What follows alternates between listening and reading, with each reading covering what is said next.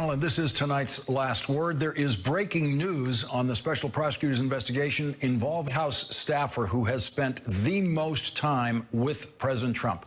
White House Communications Director Hope Hicks. She is a 29-year-old former model who worked for the Trump family in public relations before Donald Trump ran for president. Like most Trump campaign staffers, she would not have been hired by any other presidential campaign. Here's how Donald Trump introduced her last December to a rally audience in Alabama. Now, Hope Hicks is a tremendously talented person. She started off with us right from day one. She used to be in my real estate company. I said, "What do you know about politics?" She said, "Absolutely nothing." I say, "Congratulations, you're into the world of politics," right? She knew nothing. And she was there the first day, and she was fantastic. And I just say a couple of words, Hope. You know, she's a little shy, but that's okay, because she is really, really talented. Hope, say a couple of words.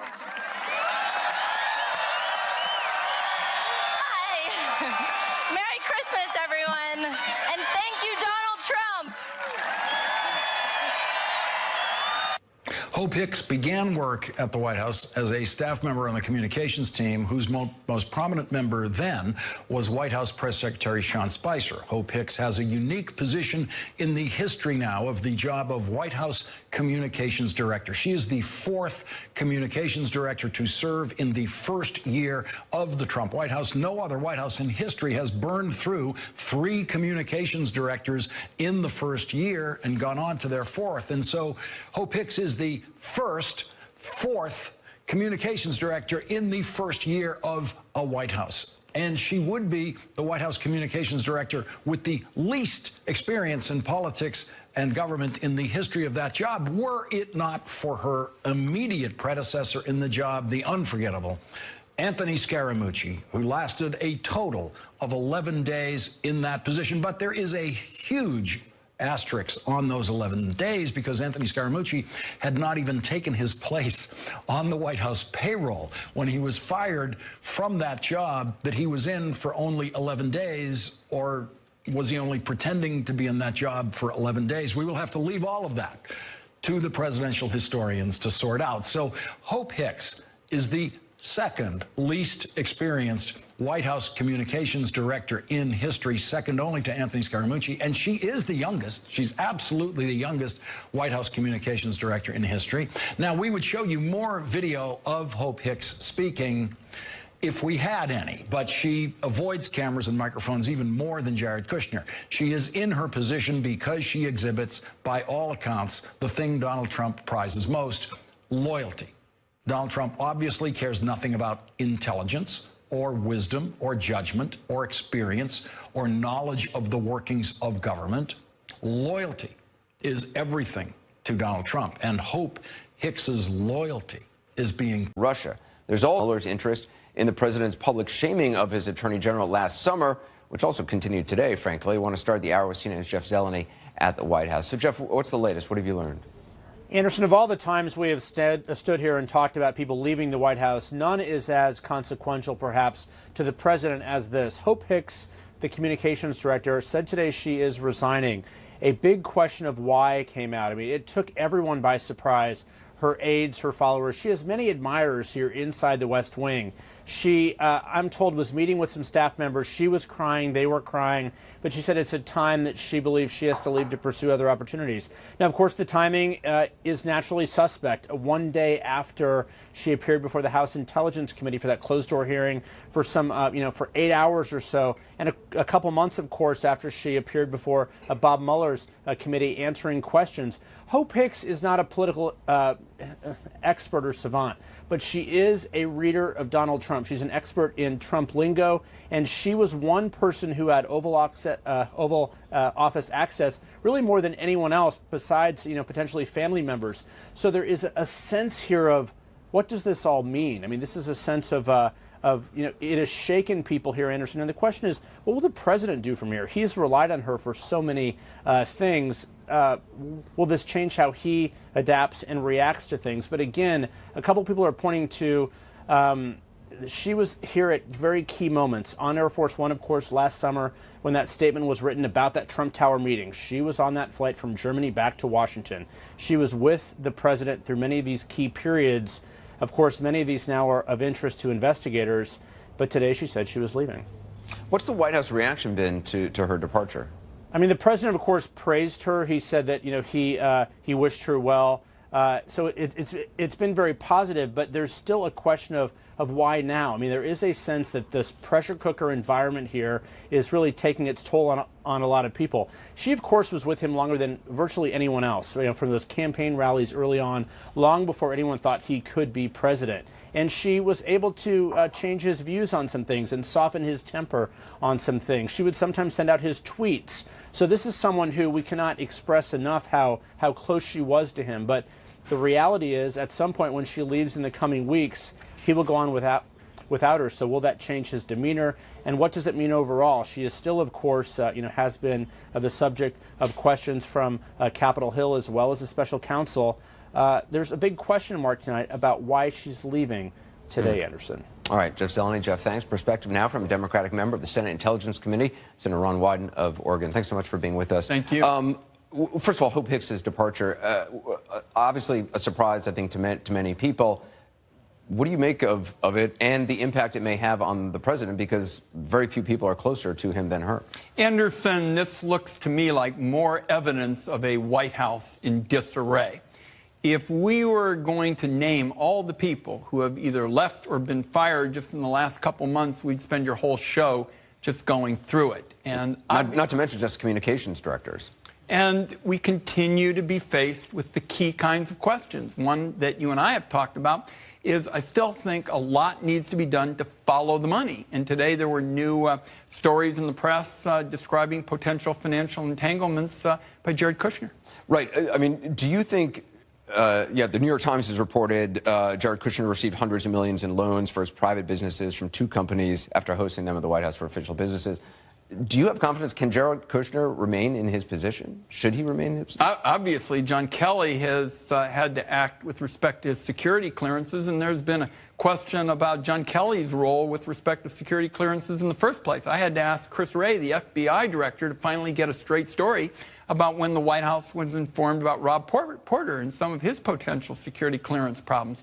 You have security clearance problems at the White House, and you're potentially compromising sources and methods in what can be very serious intelligence matters. It's also interesting because this is a president who ran on, in A, hiring the best people, and B, going after Hillary Clinton for not handling classified information properly, said she would be the only president who wouldn't be able to get a security clearance. The irony is a lot of people closest to this president can't get security clearances. And he seems to get so caught up in potential efforts to try to discredit Bob Mueller, which aren't going anywhere because Bob Mueller has been so professional. With respect to all these memos and the Nunes memo and the Schiff memo, the fact of the matter is there's plenty of evidence on the Trump aides independent of the dossiers. But the fact was the president was so interested in trying to somehow discredit Bob Mueller, which was never going anywhere. He just gets caught up in these stories. You've called on the Senate Intelligence Committee to hold public hearings on the president's finances.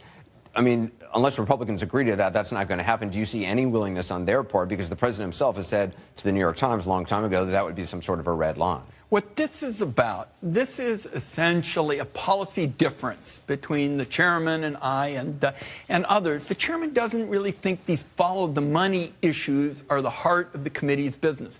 I think, for example, follow the money is counterintelligence 101. The way you compromise people is through money. So I'm going to keep making the case. We're looking at matters relating to that Palm Beach purchase. So even if this is business dealings from 10 years before he decided to run for office, you think that's fair game? Well, the question, for example, in several of these matters, the Palm Beach property, we're looking at Mr. Torsion and potential involvement with the NRA. The question is, when you have these kinds of financial entanglements by the president or some of his associates, are they potential blackmail targets? Are they potential targets who can be compromised from the standpoint of counterintelligence? Which is the same question about Jared Kushner and others who may have financial dealings. The continuance by this president of attacking his own attorney general publicly. I mean, we're just shaming him. We just saw it today We now, according to the Washington Post, it's one of the questions that Mueller and his team are asking people about. Last summer, the public shaming. Have you ever, does it make sense to you for a president to be publicly shaming his attorney general? I think it is just bizarre. I don't know any other way to characterize it. The reality is the president, again, not really understanding the function of the job. I mean, no president is above the law. The position that Jeff Sessions holds means he's got to follow the law. It's not as if he's just working for the president. He's working for the American people. And that's what he said in his statement today, kind of pushing back on the president. Senator Wyden, appreciate your time. Thanks for having me. Very much. Joining us now, a former White House Communications Director, David Gergen, also David Chalian and Gloria Borger. Let's talk about Hope Hicks. I mean, David Gergen, you've worked in a lot of White Houses.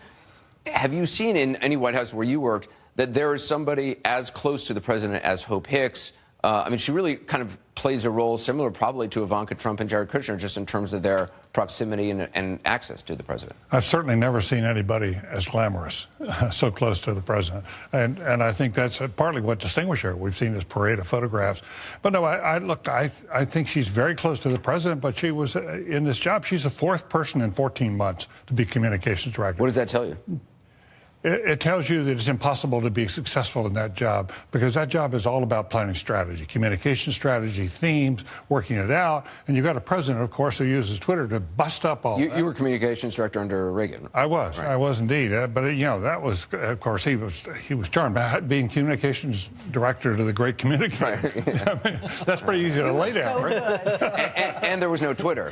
There was no Twitter, but he was a disciplined, you know, he understood communications. He understood the importance of themes and trying to build support and eventually getting the big things done. And this president is more interested in conflict. And I think it's impossible to be an effective communication director. I'm sure she's been unhappy in the job, in that aspect of the job. She loves the glamour. I think everybody would for a while, but it wears off. David Chalian, I mean, it's just weird that this happened today.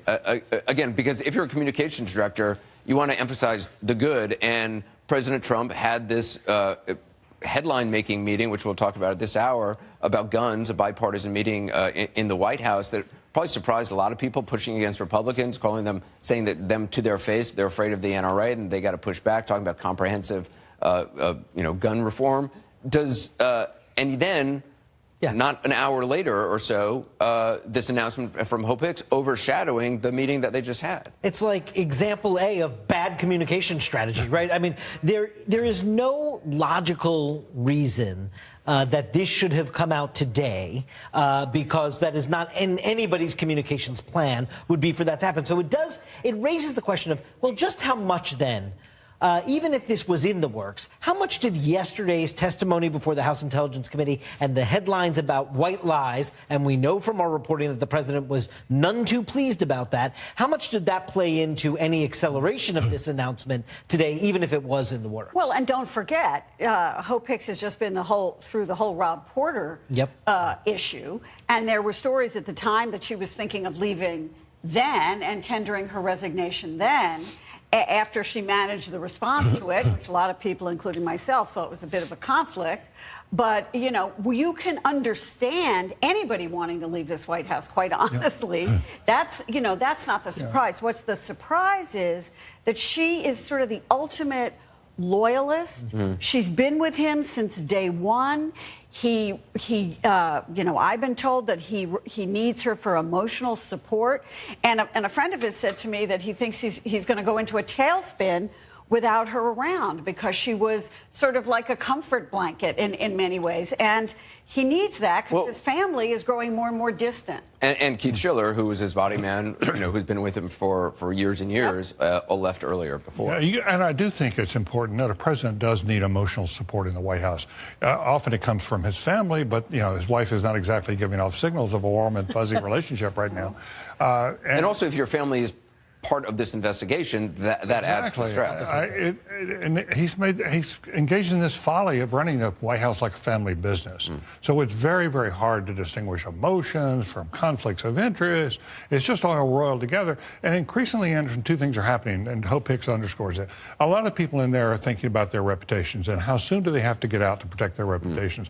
They will be a badge of honor to work for Donald Trump in some circles. But for a lot of other places, it's kind of, this is a really hard thing to have on your resume, and you have to explain. But the other thing is, how do you then find the people you need to fill those jobs who are really good? Hard thing. We're going to take a quick break. More of this conversation. When we come back, we'll bring in the rest of the panel. We'll also have new reporting from the Washington Post that Robert Mueller's examining that time period last summer when President Trump seemed determined to fire Attorney General Jeff Sessions. This is Lobster Fest at Red Lobster, with exciting new dishes like dueling lobster tails and lobster truffle mac and cheese. Classics like a subtext that people in the White House will say to you, it is unclear to them whether Donald Trump can effectively govern, whether he's capable of it in terms of his own abilities, conduct, and whether or not things have gotten to the point where the wheels are coming off of this presidency. We don't know that, but certainly people in the White House are openly with each other and with journalists raising those kinds of questions. It's not clear who has authority or what authority. Back now with our panel. Joining us at the table, Carrie Cordero, Jen Psaki, and Mike Shields. Mike, for this White House, I mean, Hope Hicks, again, as we've been saying, was about as close to the president as anybody. Yeah, she goes back, predates everyone on the campaign and worked for the Trump family before she got involved in this. Sort of a unique person in that regard because she wasn't political. And I think my guess is she will continue to be close to the president. I think that this is like a family member. And so whatever she's going to do after this, she'll still be a close confidant. She'll probably still be running press traps that she does very well. Quietly. She doesn't have her name in the paper, but she is very, very effective at running traps for the president. I'm guessing she'll continue to do that from the outside. And so, this decision, I don't believe, was related to anything that happened this week. And Maggie you don't think so? Well, and Maggie Haberman reported that in the New York Times. People don't leave the White House when they're that close to the president after one day of something. It's something that's been talked about for a while, I believe. But just from a communication standpoint, why announce this then on the same day where the president has had this important meeting? I mean, maybe the White House didn't like the way it turned out and they wanted to switch attention, but you could argue it was an important thing that they would have wanted attention on. Yeah, I mean, I can't explain that, and there's all kinds of reasons why someone might want to leave or what the timing is for that. But, the thing is, there was going to be something else that came out later on after this anyway. There's like 4 other stories since this afternoon. So why not? So in some ways, it doesn't matter. But Jen, I mean, you, as a former communications director in the Obama administration, she's the 5th communications director since this president took office. Is that an unusually high turnover? Yes, we had about 5 communications directors over the course of 8 years. And I was in the role for almost 2 years, and I left because it was the end of the presidency. So typically people serve for 2 years, maybe 3 years. Longer than that is a pretty lengthy amount of time because it is a high stress, high burnout job. But this number of communications directors speaks to a level of chaos and uncertainty in the White House. It may be that it is basically an impossible job to do under this president. Well, Carrie, also just from a legal standpoint, Hope Hicks is now deeply involved. I mean, she's gone before Mueller already. She was testifying just yesterday. She's also testified to the Senate. I mean, she has been at the sort of epicenter of a number of very potentially important meetings where, allegations of obstruction or other things are being looked at. Right. I mean, I think she definitely has some legal exposure, particularly on the obstruction piece. If we want to look at a particular instance that we know about publicly, it's her involvement in crafting a message related to covering up what happened at the June 2016 meeting in Trump Tower. The Donald Trump Jr. meeting with Russia. Exactly. So she has some legal exposure. And you know what? I understand that there's reporting that, she was going to do this anyway, but she just came off of 9 hours of testifying in front of Congress. And I've prepared in my prior life, I prepared senior government executives for testifying before the Hill. I've testified. It's a intense process, and she is doing it under hostile circumstances because they want to know information that she has based on her close access to this president over the course of the last year. We have these major investigations. And so that, I'm sure, no matter what messaging people say, that had to have been a stressful experience to go through. It doesn't mean that played a role in someone that close to the president leaving. I just want to point one thing out about the number of communications directors. I think you should really, this White House is different in many ways. It's almost like it doesn't really, the president's the communications director. Hope had that title. She's really a very close senior advisor to the president that was given the title communications director because she works on things. This White House probably won't replace her. They probably won't have another one. You have Sarah Huckabee Sanders handling the press, and you don't really have a comms director role in this White House. But the fact that the president is essentially the communications director and tweets out, isn't that maybe why there's been 5 official communications directors? Because I think they were feeling their way through. There's this role that other White Houses have. My guess is they're going to say, we don't really have that role. Things are different here. And so to say that Hope is one more of those, she's not like a normal communications director sleeping in the White House. The problem here is that they also, the president and other people there, don't see communications as a strategic tool. They are not effectively using it. They are terrible at communications.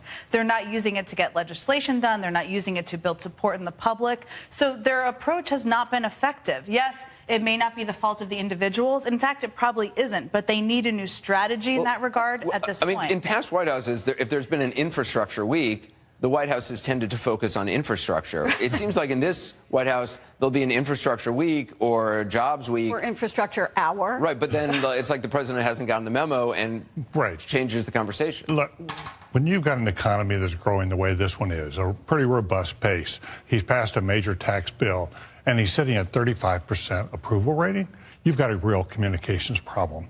You should be able to go to the country and build bigger support than that. And I would argue it's not that they don't need one. They desperately need a new communications director who is empowered to do the job that's there, to let this president, enable this president, and get other people out of the way and get him off Twitter so they can build up support from where they are. Nobody would sit there. This is malpractice. I'm not arguing that they don't need one, but what I would say is I'm sure you know better than anybody, every White House sets itself up a little bit differently to tailor to the strengths and weaknesses of the commander-in-chief. In this particular White House, he acts as the communications director. So my only point was I don't believe that they will have one. I'm not saying whether they do need one, but whoever gets put in that job is always going to be in line with having to talk to the president where he's the one who's leading the messaging and out of the White House. reason they've had so many is because Donald Trump thinks the ones who have left are not as good as he is. And, you know, so you can tick them off. And with Hope Hicks, it's a little different, I think. I think he's a pretty good communications director as a campaigner. That I think he does very, very well. What he's not good at is a communicator as trying to govern and trying to build coalitions that get things done. This is broader, though, than just the issue of their communications directors. This working in this White House, whether it's as communications director or whether it's in any other capacity as senior advisor to this president, is basically a one-way ticket to testifying in front of the grand jury or testifying in front of Congress or being involved in some way in an investigation and having to hire a lawyer and having legal exposure. And so I don't think that her decision can only be viewed through the lens of they're making a decision about communications director. She is one of many people who now has had to testify, be interviewed by FBI agents, which if they haven't gone through that before, you know, also is a significant issue. But it's not going to end just because she leaves. No, by the way. It's not going to, but it will enable her to focus on dealing with that issue. Right, but she's still going to have to continue with all of that. We've talked about her outsized significance, but the reason why I think the departure is so surprising as well, even if it was in the works, even in the midst of the Rob Porter, is because Hope was so committed. If any of us who have had conversations with her throughout the course of this presidency, the passion she feels that Donald Trump is being wronged by everyone in the press, being wronged in the way he's been treated, and that nobody is giving him his... I mean, this is not like any other political operative where you have a conversation and they explain the president's thinking on this. This is somebody who felt it in her bones. And so I think that's why this is so surprising and why it's noteworthy that it's coming after a pretty stressful week. She would never go on background or off the record and badmouth the president of the United States. I mean, and there are lots of people in the White House who will do that. True believer. Not Hope Hicks. Let's take a quick break. Coming up, new reporting on Jared Kushner, White House meetings, and loans to his family business. Also, late news on Robert Mueller's interest in the president's campaign, seemingly to drive his attorney general to quit.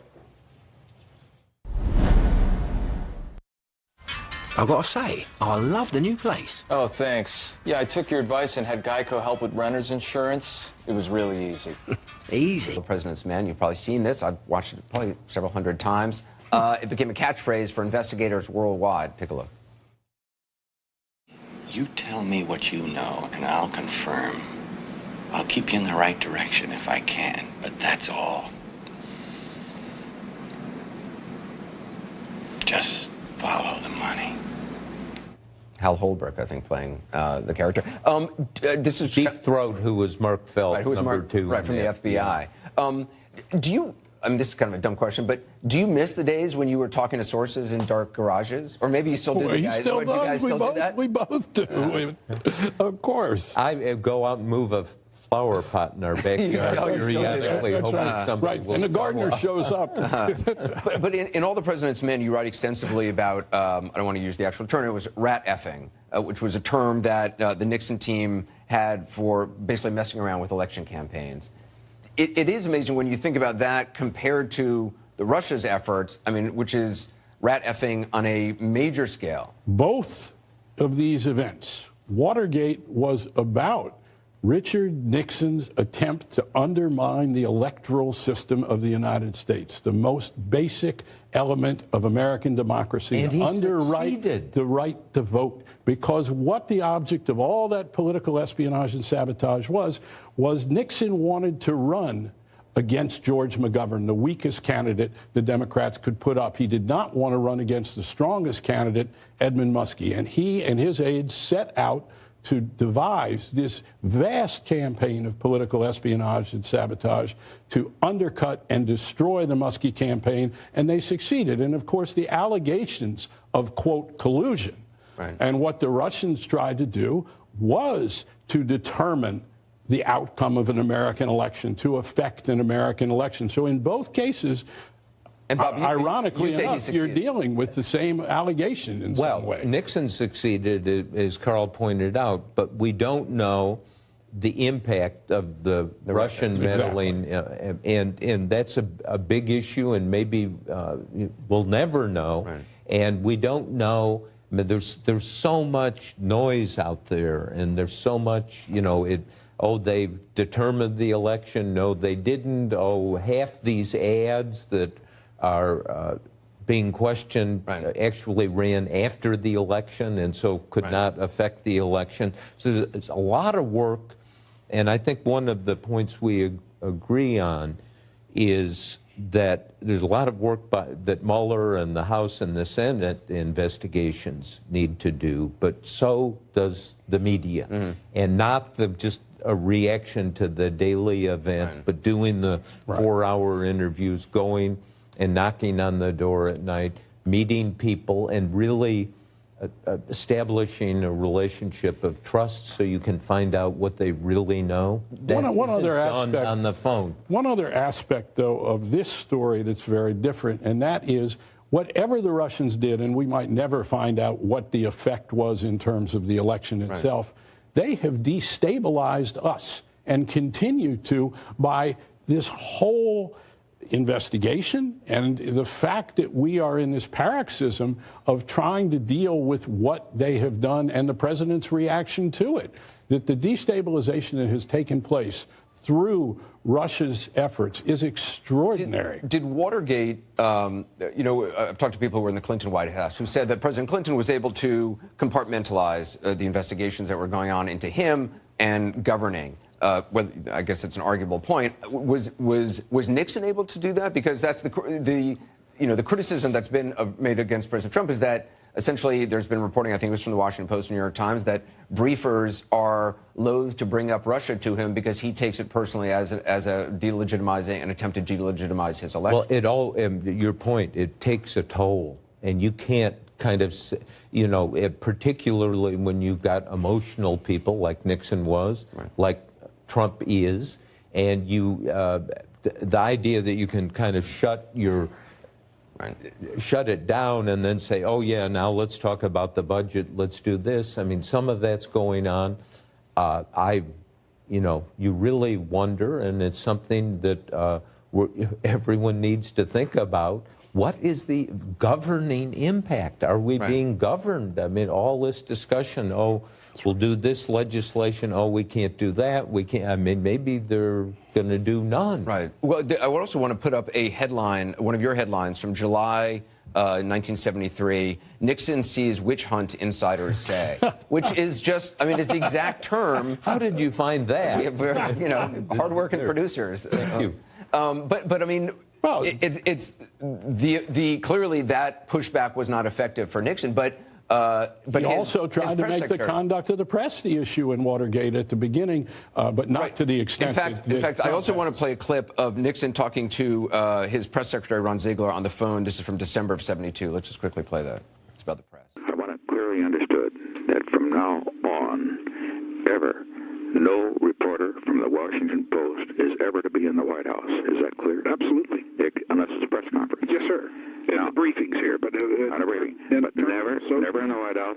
No church service. Nothing that Mrs. Nixon does. You tell Connie, don't tell Mrs. Nixon because she'll approve it.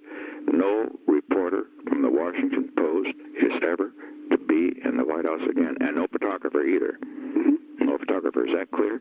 Yes, sir. None ever to be in. Now that is a total order, and if necessary, I'll fire you. You understand? I do understand. Okay. It's about the wedding. Yes, but it's also about a mindset, right? And that is, this shows again that Nixon didn't understand the press.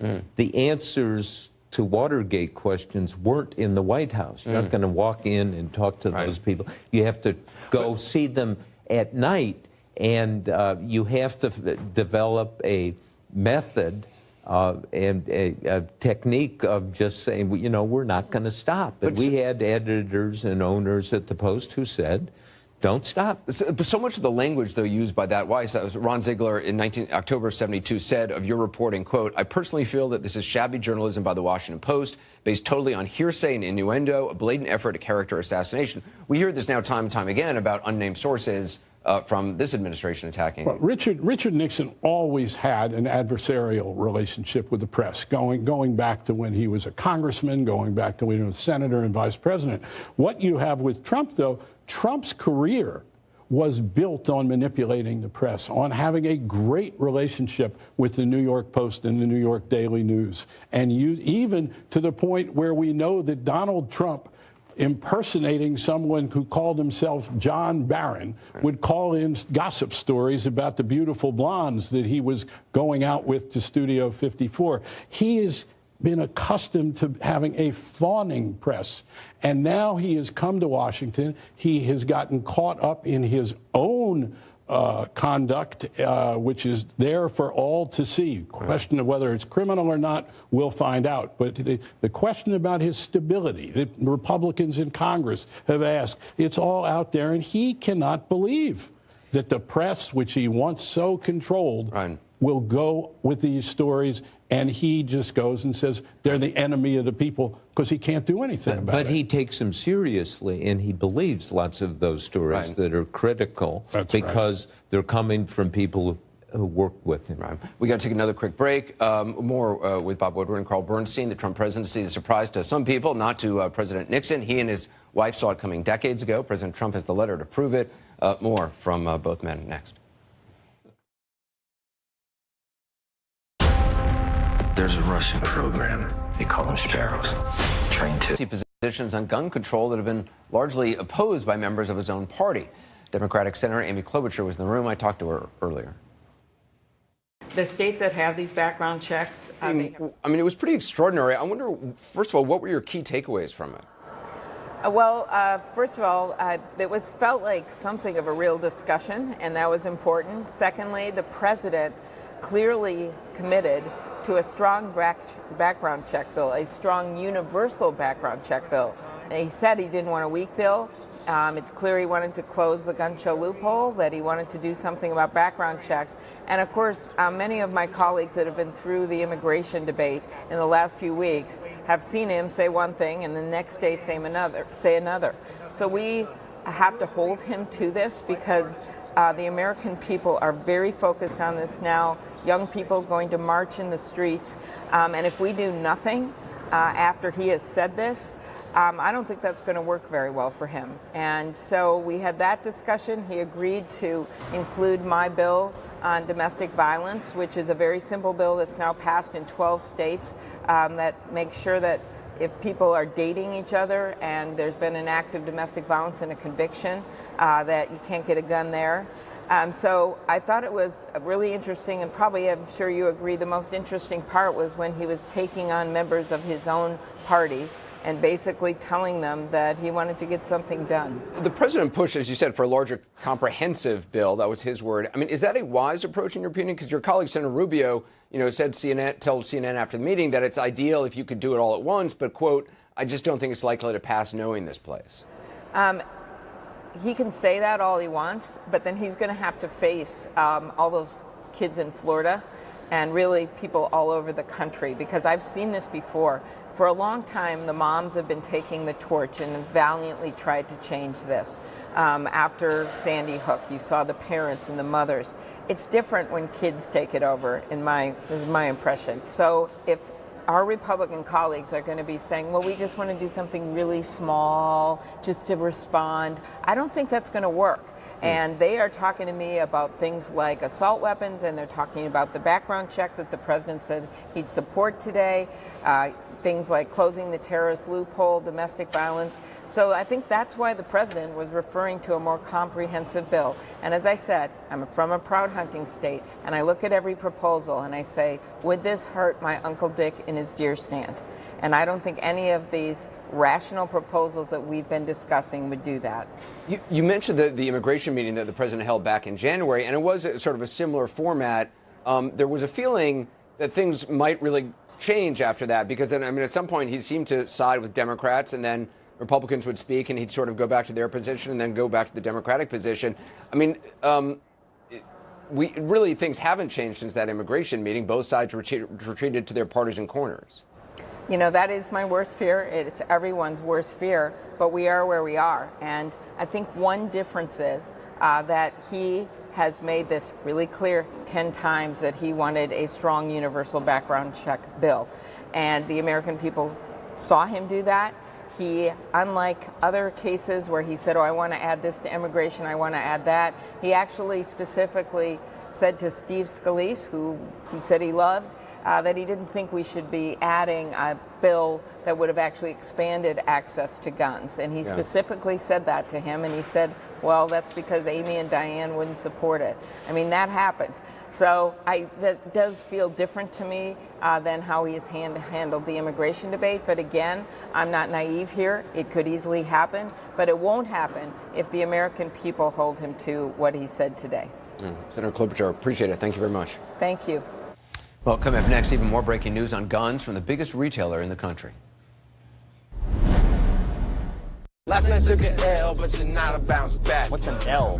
The rap singer took a loss. A campaign to obstruct justice. That's one of the things, according to a new report in the Washington Post, that Robert Mueller is looking into. Kerry, if in fact the Mueller team is looking into this, and frankly, I think there's a lot of things the Mueller team is asking questions about, and I think Bob Woodward made this point in the last hour. Doesn't necessarily mean there's any there, or that's a particular focus of theirs.